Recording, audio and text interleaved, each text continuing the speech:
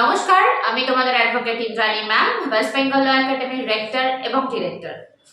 অনেক ছাত্রছাত্রীরা যারা এই বছর এইচএস এক্সামিনেশন দিচ্ছে, এমন অনেক স্টুডেন্টরা রয়েছে যারা মোটিভেটেড নয় যে অনেকে এক্স্যাক্টলি কি করবে, এইচএস এক্সামিনেশন তো হয়ে গেল, এরপরে কোন বিষয় নিয়ে তারা তাদের পড়াশোনাটা কন্টিনিউ করবে। কেউ ডাক্তার হতে চায়, কেউ ইঞ্জিনিয়ার হতে চায়, কেউ ল পড়তে চায়। কিন্তু তোমাদের মনে এমন অনেকগুলো প্রশ্ন হয়তো কাজ করছে, ইভেন যারা হয়তো ল পাস আউট করে গেছে তাদের মনেও এমন অনেকগুলো প্রশ্ন কাজ করছে যে এই যে আমি ল পড়তে চলেছি বা ল পড়ছি বা ল পড়া হয়ে গেছে, অর্থাৎ এলএলবি কমপ্লিট করা হয়ে গেছে, তাহলে আমার কাছে জব অপরচুনিটিস কি কি রয়েছে? শুধুই কি সকলের মতো করে আমাদেরকে প্র্যাকটিস করতে হবে? শুধুই কি সকলের মতো করে সকাল 10টা থেকে শুরু করে বিকেল 5টা পর্যন্ত কোর্টের গণ্ডির সীমানার মধ্যে থাকতে হবে? নাকি আরো কোনো অপশনস রয়েছে? নাকি ল পাস করার পরে তোমাদের কাছে গভর্নমেন্ট জবস এর অপরচুনিটিসও রয়েছে? নাকি ল পাস করার পরে এক্স্যাক্টলি আর কোন কোন সেক্টর গুলো, অনেকে কোম্পানিতে জয়েন করতে চায়, অনেকে কর্পোরেট সেক্টর গুলোতে জয়েন করতে চায়, এক্স্যাক্টলি কোন কোন সেক্টর গুলো তোমাদের জন্য ওপেন রয়েছে after completing your law course, সেই সমস্ত বিষয়গুলোকে নিয়ে আজকে আমরা এই ভিডিওতে ডিসকাশন করব।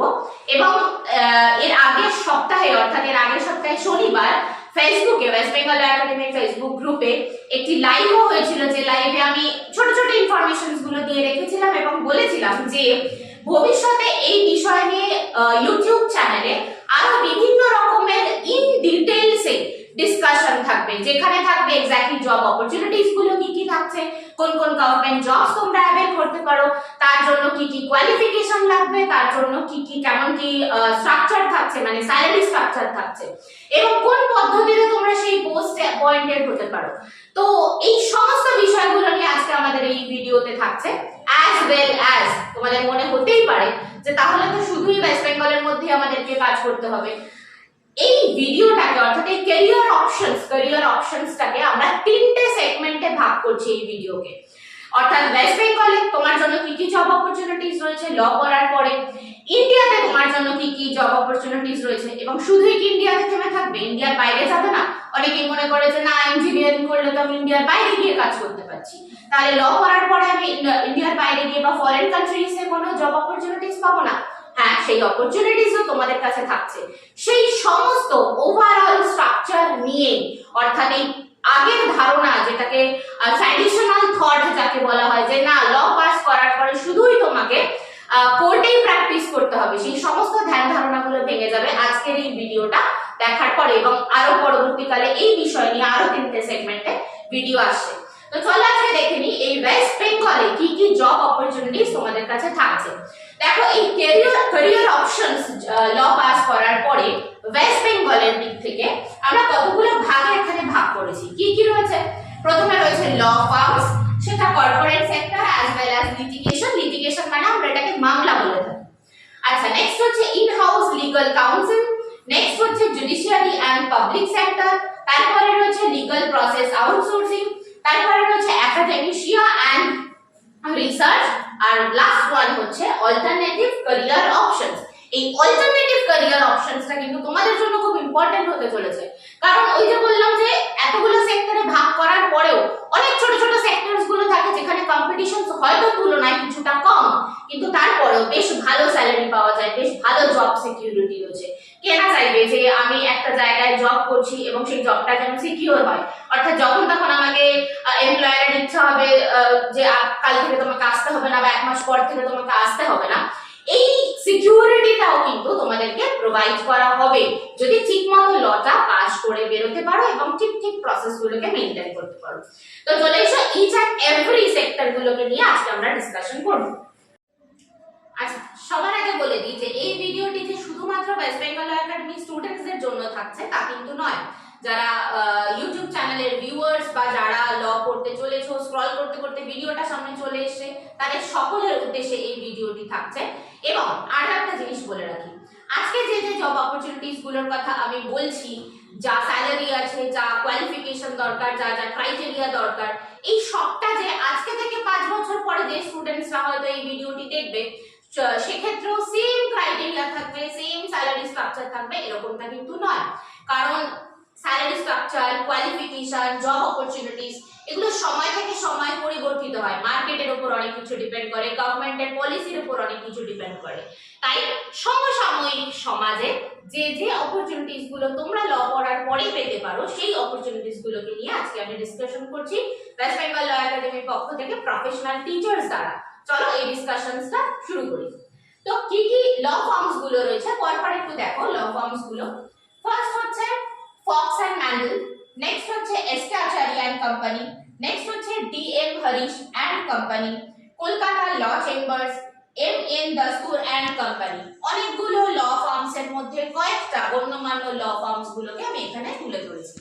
কি কি কোয়ালিফিকেশন লাগবে, অর্থাৎ তুমি ল ফর্মসে জব করতে গেলে তোমার এক্স্যাক্টলি কি কি কোয়ালিফিকেশন লাগবে। অবভিয়াসলি তোমাকে বিএ এলএলবি বা এলএলবি বা বিবিএ এলএলবি এই রকম কোর্স গুলোকে কমপ্লিট করতে হবে। নেক্সট আর কি থাকছে তোমার, আর কি কি কোয়ালিফিকেশন থাকা দরকার, অবভিয়াসলি ড্রাফটিং এর একটা সেন্স থাকা দরকার, নেগোসিয়েশন করতে চাইছো সেরকম একটা সেন্স থাকা দরকার, কমিউনিকেশন স্টাইল তুমি কিভাবে কমিউনিকেট করতে পারো একটা ম্যাটারকে, তো সেই বিষয়গুলোর জন্য এই মানে সেই কোয়ালিফিকেশনস গুলো এখানে কিন্তু প্রয়োজন পড়বে। আচ্ছা চলে এসো নেক্সট স্লাইড। সেটা হচ্ছে ল ফার্মস এর কি কি ক্যাটাগরিক্যাল ডিভিশন রয়েছে। কি কি ক্যাটাগরিক্যাল ডিভিশন রয়েছে দেখো, কর্পোরেট ল, লিটিগেশন, লিটিগেশন মানে মামলা ফাইল করা, আচ্ছা intellectual property rights, tax law, family law. Family law in general matrimonial issues গুলোকে নিয়ে ডিল করে, বিয়ে, তারপরে ডিভোর্স, তারপরে তোমার কাস্টাডি অফ চিলড্রেন, এই ধরনের পরপর সেক্টরস গুলোকে নিয়ে ডিল করে থাকে। এই ক্যাটাগরিক্যাল ডিভিশন এখানে ভাগ করা হয়েছে। নেক্সট হচ্ছে স্যালারি স্ট্রাকচার। স্যালারি স্ট্রাকচার কিন্তু এখানে খুব অদ্ভুত ভাবে ডিভিশন করা হয়েছে, অর্থাৎ ধরো তুমি ফ্রেশার্স অর্থাৎ সবেমাত্র ল পাস আউট করেছো, তখন তোমার স্যালারি স্ট্রাকচার কি থাকবে, এবং তোমার কাছে ধরো 2 বছরের এক্সপেরিয়েন্স রয়েছে, অর্থাৎ তুমি ইন্ডিভিজুয়ালি হয়তো কোনো সিনিয়রের আন্ডারে প্র্যাকটিস করেছো 2 বছর, তো সেই ক্ষেত্রে সেই এক্সপেরিয়েন্সটা তোমার রয়েছে, বা ধরো তুমি 5 বছরের এক্সপেরিয়েন্স রয়েছে, তো এই তোমার এক্সপেরিয়েন্স কতটা তার উপর ডিপেন্ড করবে কিন্তু তোমার স্যালারি স্ট্রাকচার। তো কেমন কি স্যালারি স্ট্রাকচার থাকছে, যারা ধরো ফ্রেশার্স অর্থাৎ সবেমাত্র ল পাস আউট করেছে তাদের আমি ইয়ার বেসিসে বলছি, অর্থাৎ ইয়ারলি। ইয়ারলি হচ্ছে 3 to 6 লাখ পার অ্যানাম, পার অ্যানাম মানে ইয়ারলি। মিড লেভেল অর্থাৎ ধরো 3 থেকে 5 বছরের পর্যন্ত তোমার কাছে অভিজ্ঞতা রয়েছে, তখন স্যালারি স্ট্রাকচার কি থাকছে 6 থেকে 12 লাখ পার অ্যানাম। সিনিয়র অ্যাডভোকেটস যারা রয়েছেন অর্থাৎ 5 বছরের বেশি অভিজ্ঞতা রয়েছে এই ল ফিল্ডে, তাদের স্যালারি স্ট্রাকচার কেমন থাকছে 12 থেকে 20 লাখ পার অ্যানাম। আর যারা ধরো পার্টনারশিপে কাজ করছে, তো অবভিয়াসলি পার্টনারশিপ ফার্মের ক্ষেত্রে কি হয়ে থাকে যে অনেকগুলো সোর্স থেকে মোটামুটি ইনকাম আসে এবং অনেক পার্টনারশিপ ফার্মকে হায়ার করে থাকে বিভিন্ন কোম্পানিগুলো, তো এই ক্ষেত্রে পার্টনারশিপ ফার্মগুলোর কিন্তু স্ট্রাকচার অর্থাৎ স্যালারি স্ট্রাকচার একটু বেশি থাকে, মানে বেশ ভালোই বেশি থাকে। তো ইয়ারলি যদি ধরো তাহলে হচ্ছে 20 লাখ পার অ্যানাম, এই রেসপেক্টে তুমি স্যালারিটাকে ডিভিশন করতে পারো। এই পুরো ডিসকাশনটা আমি বললাম শুধুমাত্র ল ফার্মস গুলোর ক্ষেত্রে, তার মানে তুমি সবেমাত্র ল পাস আউট করেছো, বুঝতে পারছো না কিভাবে কাজ শিখবে, হ্যাঁ ল ফার্মস গুলো তোমার জন্য ওপেন রয়েছে যেখানে তুমি কন্ট্যাক্ট করতে পারো। নেক্সট সেটা হচ্ছে in house legal council. In house legal council এখানে বেশ কিছু আবার ইন্ডাস্ট্রিজ গুলোর নাম বলা হয়েছে, যেমন দেখো ITC Limited, Coal India Limited, Britannia Industries, Exide Industries, Hindustan Copper Limited, West Bengal State Electricity Limited মানে WBSEDCL, আচ্ছা তো হলদিয়া পেট্রোকেমিক্যালস, এই সমস্ত ভাগগুলো রয়েছে যেখানে তুমি ইন হাউস কাউন্সিল হিসাবে জয়েন করতে পারো। স্যালারি স্ট্রাকচার কি দেখো, এখানে আমরা স্যালারি স্ট্রাকচারকে কিন্তু ডিভিশন করা হয়েছে, যেটা অলরেডি আমি বললাম সেই ডিভিশনের কারণটা। যেমন তুমি এন্ট্রি লেভেলে শুরুর দিকে জয়েন করতে চাইছো অ্যাজ আ ফ্রেশার্স, তো সেই ক্ষেত্রে তোমার অলমোস্ট 4 থেকে 8 লাখ পার অ্যানাম ইয়ার বেসিসে এটা বলা হচ্ছে। মিড লেভেল মানে ধরো তোমার কাছে 3 থেকে 5 বছরের একটা এক্সপেরিয়েন্স রয়েছে লিটিগেশন করার, তখন তোমার ইনকাম থাকছে হচ্ছে 8 থেকে মোটামুটি 10 লাখ মতো পার অ্যানাম। আচ্ছা সিনিয়র লেভেল মানে 5 বছরের বেশি অভিজ্ঞতা রয়েছে। তার মানে দেখো এই ডিসকাশনটা থেকে একটা কনক্লুশন তুমি সেট করতে পারো, যত বেশি তুমি প্রফেশনে অভিজ্ঞ হবে, যত বেশি পরিমাণে তোমার এক্সপেরিয়েন্স থাকবে, তত বেশি পরিমাণে কিন্তু তুমি স্যালারি ড্র করতে পারবে। তো এখানে সিনিয়র লেভেলে যারা রয়েছেন তাদের 15 থেকে 25 লাখ পার অ্যানাম ইয়ার বেসিসে। তো আর জেনারেল কাউন্সিল যারা, তারা তো মানে এই মোটামুটি ইনকাম করে থাকে। আচ্ছা, তাহলে এই গেল হচ্ছে ইন হাউস কাউন্সিলের ক্ষেত্রে। আচ্ছা, এবার আমি বলে দিই ইন হাউস কাউন্সিলের ক্ষেত্রে কি কি কোয়ালিফিকেশন থাকা দরকার। অবভিয়াসলি তোমাকে ল গ্র্যাজুয়েট হতে হচ্ছে, অর্থাৎ এলএলবি বা বিএলএলবি বা ইন্টিগ্রেটেড ল কোর্স কমপ্লিট করতে হচ্ছে। এক্সপেরিয়েন্স কি থাকবে, ঠিক আগের যে এক্সপেরিয়েন্স স্ট্রাকচার গুলো বললাম, ড্রাফটিং স্কিল থাকতে হবে, কমিউনিকেশন স্কিল থাকতে হবে, ক্লায়েন্টের সাথে কিভাবে কথা বলছো, কিভাবে ডিল করছো, নেগোসিয়েশন কিভাবে করছো, এই অভিজ্ঞতাগুলো তোমার একটু থাকতে হবে বা এই স্কিলস গুলো একটু থাকতে হবে। আচ্ছা, এবারে আমরা চলে আসি হচ্ছে তোমাদের অনেকের যাদের মনে হয় যে না আমি অ্যাডমিনিস্ট্রেটিভ পজিশন হোল্ড করব, অনেকের থাকে না ছোটবেলা থেকে স্বপ্ন যে না আমি ওই পজিশনটায় যাব, আমি অ্যাডমিনিস্ট্রেটিভ পজিশন হোল্ড করে থাকতে চাই। গভর্নমেন্ট জবস অবভিয়াসলি সেটা রয়েছে জুডিশিয়ারি অ্যান্ড পাবলিক সেক্টর। অনেক অনেক ছেলে মেয়েদের প্রচুর স্বপ্ন নিয়ে তারা ল পড়তে আসে আর কোনোদিকে তাকায় না, যে তাদের একটাই স্বপ্ন থাকে যে না আমি জাজ হব। ইভেন তাদের গার্জিয়ানদেরও একই স্বপ্ন থাকে যে না আমার ছেলে বা আমার মেয়ে জাজ হবে। ওই যে পজিশনটা, ওই পজিশনটা কিন্তু অনেকটা সম্মানের এবং তার জন্য অনেকটা পড়াশোনারও দরকার আছে অবভিয়াসলি। আচ্ছা, তো কি কি সেক্টরস গুলো এখানে ওপেন রয়েছে? ফার্স্ট হচ্ছে আমি যদি এই গোটা সেক্টরটা ধরি, জুডিশিয়ারি এন্ড পাবলিক সেক্টর, তার আন্ডারে কি কি রয়েছে? জুডিশিয়াল সার্ভিস, সেখানে সিভিল জাজ, ম্যাজিস্ট্রেট এর আন্ডারে এক্সাম দিতে পারো। পাবলিক প্রসিকিউটর, যাকে আমরা শর্টে বলে থাকি হচ্ছে পিপি, পাবলিক প্রসিকিউটর।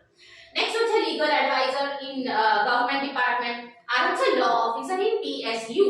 তো এই সমস্ত সেক্টরস গুলো তোমার জন্য ওপেন থাকছে গভর্নমেন্ট জবস এর ক্ষেত্রে জুডিশিয়ারি আন্ডারে, জুডিশিয়ারি এন্ড পাবলিক সেক্টরের আন্ডারে। এবার চলে এসো এখানে স্যালারি স্ট্রাকচার কি থাকছে, মানে তুমি কেমন পরিমাণে স্যালারি ড্র করতে পারো, কেমন পরিমাণে স্যালারি ড্র করতে পারো। আচ্ছা, জুডিশিয়াল ম্যাজিস্ট্রেটের ক্ষেত্রে মানে জুডিশিয়াল সার্ভিসের ক্ষেত্রে স্যালারি স্ট্রাকচার কি থাকছে, কেমন থাকছে? ৭০,০০০ থেকে ১,৫০,০০০ পর্যন্ত স্যালারি স্ট্রাকচার থাকছে। এবং অবভিয়াসলি এটা কিন্তু স্টার্টিং স্যালারি, মানে তুমি শুরুতেই যখন জয়েন করছো তখন এই স্যালারিটা তুমি ড্র করতে পারছো। এবারে চলে আসো পাবলিক প্রসিকিউটরের ক্ষেত্রে। পাবলিক প্রসিকিউটরের ক্ষেত্রে স্যালারি কি থাকছে? ৫০,০০০ থেকে ১,০০,০০০ পর্যন্ত পার মান্থ স্যালারি থাকছে। পিএসইউ অফিসার, ল অফিসার যারা থাকছে তাদের কি প্রায় ১০ থেকে ১৮ লাখ পার অ্যানাম, ইয়ারলি ১০ থেকে ১৮ লাখ পর্যন্ত স্যালারি ড্র করতে পারছে। তাহলে এই সবগুলো গেল এই সেক্টরের আন্ডারে স্যালারি স্ট্রাকচার। আচ্ছা, এবার যদি আমি চলে আসি যে এর ক্ষেত্রে কি কি কোয়ালিফিকেশন থাকবে। এবার অবভিয়াসলি গভর্নমেন্ট এক্সাম যখন রয়েছে তার মানে তোমাকে এক্সামিনেশন দিতে হবে, অর্থাৎ কম্পিটিটিভ এক্সামিনেশনে বসতে হবে। সেই কম্পিটিটিভ এক্সামিনেশনের মধ্যে একদিকে যেমন জুডিশিয়ারি এক্সাম দেওয়ার জন্য ওয়েস্ট বেঙ্গল জুডিশিয়াল সার্ভিস, এই এক্সামে তোমাকে বসতে হবে, বা পিএসইউ রিক্রুটমেন্ট এক্সাম গুলো তোমার জন্য ওপেন থাকছে, ঠিক আছে। আচ্ছা, স্কিল কি থাকতে হবে? অ্যানালিটিক্যাল স্কিল থাকা খুব জরুরি। অ্যানালিটিক্যাল স্কিল মানে হচ্ছে যে তুমি একটা সিচুয়েশনকে কিভাবে হ্যান্ডেল করতে পারছো নিজস্ব লজিকের মাধ্যমে, ওই লজিকটাকে এস্টাবলিশ করা, এই স্কিলটা তোমার মধ্যে থাকাটা একটু দরকার। আচ্ছা, এর পরের যে সেক্টর সেটা হচ্ছে লিগ্যাল প্রসেস আউটসোর্সিং, এলপিও বলা হয়ে থাকে। এখানেও দেখো বেশ কিছু কোম্পানির নাম এখানে দেওয়া রয়েছে, যেমন প্যানজিয়া 8 রয়েছে, ইউনাইটেড লেক্স রয়েছে, তারপরে রয়েছে সিপিএ গ্লোবাল, তারপরে রয়েছে ক্লাচ গ্রুপ, এই সব হচ্ছে বিভিন্ন দেখো কোম্পানিগুলোর নাম। এবার এখানে স্যালারি স্ট্রাকচারটা আমি বলে দিই। ধরো শুরুতেই তুমি জয়েন করেছো, তখন এন্ট্রি লেভেলে তোমার স্যালারি কি থাকবে? 2.5 থেকে 5 লাখ পার অ্যানাম, এটা হচ্ছে তখন শুরুর দিকে স্যালারি স্ট্রাকচার। মাঝামাঝি লেভেলে, অর্থাৎ যখন তোমার কাছে 3 থেকে 5 বছরের এক্সপেরিয়েন্স রয়েছে, তখন তোমার স্যালারি স্ট্রাকচার থাকছে 5 থেকে 10 লাখ পার অ্যানাম। সিনিয়র লেভেলে তুমি যখন চলে যাচ্ছ, মানে তোমার কাছে 5 বছরের বেশি অভিজ্ঞতা রয়েছে, তখন গিয়ে তোমার স্যালারি স্ট্রাকচার কি থাকছে? প্রায় 10 থেকে 15 লাখ পার অ্যানাম, ঠিক আছে। আচ্ছা, কোয়ালিফিকেশন কি থাকা দরকার? এলএলবি ডিগ্রি থাকতে হবে বা ইকুইভ্যালেন্ট ডিগ্রি থাকতে হবে, তার মানে বিএলএলবি বা বিবিএলএলবি ডিগ্রি থাকাটা দরকার। কোন কোন স্কিল থাকতে হবে? লিগ্যাল রিসার্চ সম্পর্কে তোমার এনাফ নলেজ থাকতে হবে, কন্ট্রাক্ট ড্রাফটিং সম্পর্কে এনাফ নলেজ থাকতে হবে, ঠিক আছে। এবার আমরা চলে আসি নেক্সট, সেটা হচ্ছে এটা সবথেকে ইন্টারেস্টিং বলবো না, সবগুলো ইন্টারেস্টিং, একাডেমিয়া এন্ড রিসার্চ, অর্থাৎ একাডেমিক ফিল্ডে তুমি থাকতে চাও, তুমি পড়াশোনার জগতেই থাকতে চাও, পড়াশোনা নিয়েই কাজ করতে চাও, যদিও প্র্যাকটিসের ক্ষেত্রেও কিন্তু প্রচুর পরিমাণে পড়াশোনা দরকার, তারপরেও। তো একাডেমিক ফিল্ডে তুমি কোন কোন জব পেতে পারো? ফার্স্ট হচ্ছে ল অফিসার, ল প্রফেসর হিসেবে তুমি থাকতে পারো, তারপরে হচ্ছে তোমার লিগ্যাল রিসার্চার হিসেবে থাকতে পারো, পলিসি অ্যানালিস্ট হিসেবে তুমি থাকতে পারো। এই ক্ষেত্রে স্যালারি কেমন কি থাকছে? যখন অ্যাসিস্ট্যান্ট প্রফেসর হিসেবে তুমি থাকছো তখন কেমন কি স্যালারি থাকছে 5 থেকে 8 লাখ পার অ্যানাম। যখন অ্যাসোসিয়েট প্রফেসর হিসেবে থাকছো তখন 8 থেকে 12 লাখ পার অ্যানাম। যখন প্রফেসর হিসেবে থাকছো তখন 12 থেকে 18 লাখ পার অ্যানাম। কোয়ালিফিকেশন কি থাকতে হবে? এলএলবি ডিগ্রি থাকতে হবে, অবভিয়াসলি এলএলএম কমপ্লিটেড হতে হবে, মিনিমাম এলএলবি এলএলএম কমপ্লিটেড হতে হবে, আর অবভিয়াস মানে পরবর্তীকালে পিএইচডিটাও কমপ্লিট করে নেওয়াটা বেটার। আচ্ছা, স্কিল কি কি থাকতে হবে? এবার অবভিয়াসলি তুমি পড়াতে চাইছো, তার মানে বা ইউনিভার্সিটি বা কলেজে পড়াতে চাইছো, তার মানে কি পড়ানোর স্কিল থাকতে হবে, স্টুডেন্টদেরকে বোঝানোর মতো ক্যাপাসিটি থাকতে হবে, আর অ্যানালিটিক্যাল ক্যাপাসিটি তো রয়েছে, লিগ্যাল সেন্স তো অবভিয়াসলি থাকা দরকার। Next, alternative career options. Alternative আর কি কি জবস তোমার জন্য থাকতে পারে? কোন কোন জবস থাকতে পারে? চলে এসো একদম শুরুর দিকে। দেখো, লিগ্যাল জার্নালিস্ট হিসাবে তুমি থাকতে পারো। লিগ্যাল জার্নালিস্টের কাজ কি একটু ছোট্ট করে বলে দিই। লিগ্যাল জার্নালিস্টের কাজ হচ্ছে এই যে বিভিন্ন আইনের মানে ধরো সুপ্রিম কোর্ট বা হাই কোর্ট থেকে কোনো জাজমেন্ট দিল, তাহলে সেগুলোকে নিউজ পেপার বা বিভিন্ন জার্নালস, ল জার্নালস এইগুলোতে বা ম্যাগাজিন এইগুলোতে তোমাকে বার করতে হবে। ওই লেখার কাজগুলো করে থাকেন হচ্ছে লিগ্যাল জার্নালিস্ট যারা, তারা তার মানে আইন সম্পর্কিত তথ্যগুলো সাধারণ মানুষকে প্রকাশ করে বিভিন্ন মিডিয়ার মাধ্যমে, তাকে আমরা বলে থাকি হচ্ছে লিগ্যাল জার্নালিস্ট। ঠিক আছে, তো লিগ্যাল জার্নালিস্ট রয়েছে, লিগ্যাল কনসালটেন্ট রয়েছে, মিডিয়েটর বা আরবিট্রেটর হিসাবে তুমি থাকতে পারো। আরবিট্রেটর বা মিডিয়েটরের কাজ কি এটাও একটু ছোট্ট করে বলে দিই। সেটা হচ্ছে যখন দুজন মানুষের মধ্যে বা যাদের মধ্যে ধরো কোনো কন্ট্রাকচুয়াল অব্লিগেশন রয়েছে, যখন তাদের মধ্যে কোনো রকমের কোনো কনফ্লিক্টিং সিচুয়েশন থাকছে, তো এই মিডিয়েটর বা আরবিট্রেটর করে কি সেই কনফ্লিক্টিং সিচুয়েশনসটাকে অ্যাডজাস্ট করে, মিউচুয়ালি অ্যাডজাস্টমেন্টের চেষ্টা করে থাকে, তো সেই পদে নিযুক্ত হতে পারো। আর হিউম্যান রাইটস অ্যাক্টিভিস্ট, যেটা এর আগেও আমি সবসময় বলে থাকি, এখন হিউম্যান রাইটস এর প্রচুর পরিমাণে কাজ হয় বিভিন্ন এনজিওস গুলোতে। স্যালারি স্ট্রাকচার কি? যদি তুমি কনসালটেন্ট হিসাবে থাকো তাহলে 3 থেকে 10 লাখ পার অ্যানাম, মিডিয়েটর হিসাবে রয়েছে তো সেক্ষেত্রে 5 থেকে 12 লাখ পার অ্যানাম, তারপরে লিগ্যাল জার্নালিস্ট হিসাবে রয়েছে তো সেখানে 3 লাখ পার অ্যানাম এরকম মতো থাকে স্যালারি। আচ্ছা, এবারে চলে এসো